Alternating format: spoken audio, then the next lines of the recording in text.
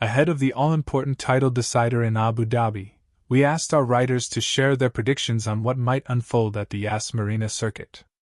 Anticipation is building ahead of the 2025 season finale in Abu Dhabi, where the drivers' champion will be crowned following a thrilling 24-race campaign.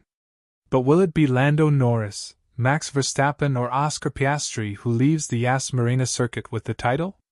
Our writers, Lawrence Barreto, Chris Medland, David Tremaine, James Hinchcliffe and Alex Jacques, have shared their predictions for what might unfold at this weekend's championship decider.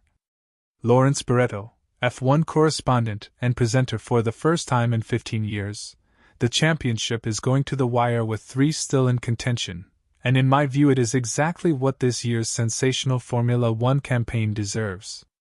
I'm sure reigning world champion Max Verstappen will make it interesting, and he's my pick for the race win. But I think Lando Norris, who dominated last year's Abu Dhabi Grand Prix, is still the favorite for the title as he's the only one in control of his own destiny, given he leads by 12 points.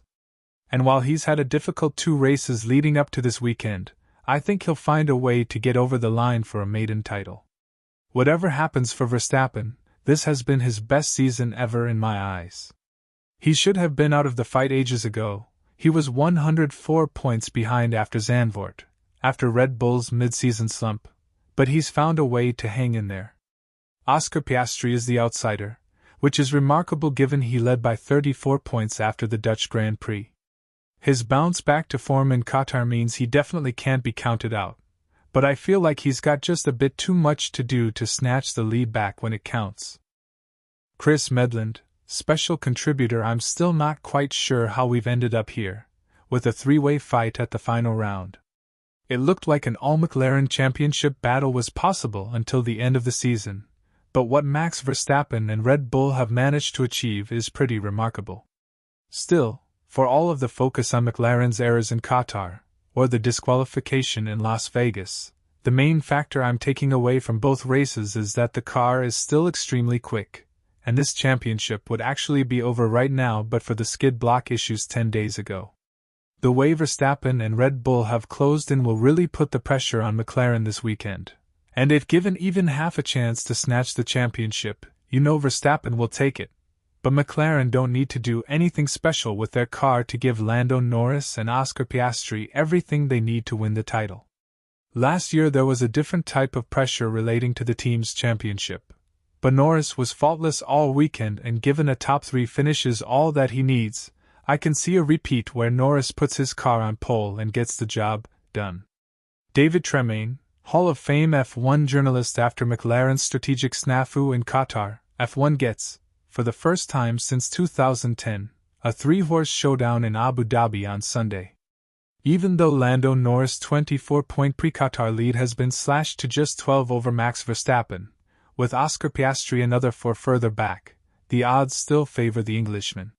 He will become world champion, cut and dried, if he finishes 3rd, regardless of where either Max or Oscar finish. 4th or 5th would also do, which might be handy if Mercedes are strong, but only if somebody other than Max wins. Ditto 6th or 7th, provided neither Max nor Oscar wins. In extremis, he could still pull it off with 8th, provided Max doesn't finish in the top 2 or Oscar doesn't win. In other words, he could stroke it if necessary, but trying to do that often backfires and I'd expect him to be as sharp and hungry as he possibly can be and to fight for the win. No matter how nonchalant the reigning champion is, and that's genuine, you'd better believe he wants to be the first man since Michael Schumacher to win 5 titles in a row. And on Qatar form he'll be a huge threat to McLaren's aspirations. Equally, Oscar feels he is owed a victory after last weekend left him speechless, just after he'd rediscovered his mojo. Back in 2010 Ferrari focused totally on Mark Webber in the race in Abu Dhabi, but as Red Bull refused to favor the Australian via team orders, Sebastian Vettel and the other Red Bull snuck through to beat his teammate and Fernando Alonso. That marked only the 3rd time in history that the eventual champion was the man who only led the points table after the final round, the others being John Surtees in 1964 and James Hunt in 1976. Might Max match that little bit of history too? Like the baddie in a pantomime, fans are looking at him and yelling the warning to Lando. He's behind you! But unlike Ferrari 15 years ago, McLaren are only too aware of the threat the third man poses. How they deal with that, while trying to balance their papaya rules without tripping over themselves in that well-meaning but risky process, may ultimately determine who walks away wearing the 2025 crown. James Hinchcliffe, IndyCar race winner and analyst. I don't think anyone, at any point of the season, would have realistically thought we would have a genuine three-way title fight coming into the final round.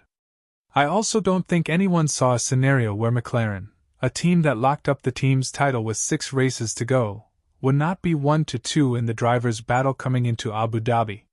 Yet here we are, on the brink of one of the greatest comebacks, or most phenomenal fumbles, in sporting history. All 3 drivers have been superb this year and each have a strong case for being a deserving champion in 2025. You can go back and point out races for each where points were lost or gained, but all that is irrelevant now. Now, it all comes down to this one race. That said, when you look at the numbers and play out the scenarios, my prediction is a Lando Norris title. He only needs a podium to secure the title, and he has only been outside the top 3 at the flag twice in the last 8 Grands Prix, with one of those being the Baku Horror Show. Throw in the fact that Yas Marina is a lower grip track than Qatar, and recent trends show the lower the grip, the bigger the advantage he has over Oscar Piastri in the sister car. I still think Max Verstappen can, and likely will, win the race, but Lando has enough in the pocket to bring home the title. Alex Jacques, F1 TV commentator. I'm delighted we're getting a 3-way title fight for the first time in 15 years. And history tells us the last 2 times this has happened, the driver in third in the standings at the start has claimed the title by the end of the day. It was Kimi Räikkönen in 2007 and Sebastian Vettel in 2010. That's about the most hopeful line I can write for Oscar Piastri fans.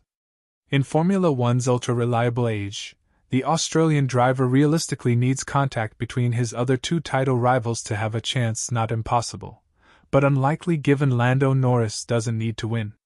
I expect whoever takes pole to win the race, and given Max Verstappen seems to be feeling zero pressure, it's most likely to be him. Despite Verstappen's heroic comeback, I think he'll just fall short, as I can't see Norris missing the podium. So my prediction is we'll be watching the first McLaren driver's title since 2008 on Sunday, with Norris claiming his first championship. All 3 drivers have been superb this year and each have a strong case for being a deserving champion in 2025. You can go back and point out races for each where points were lost or gained, but all that is irrelevant now.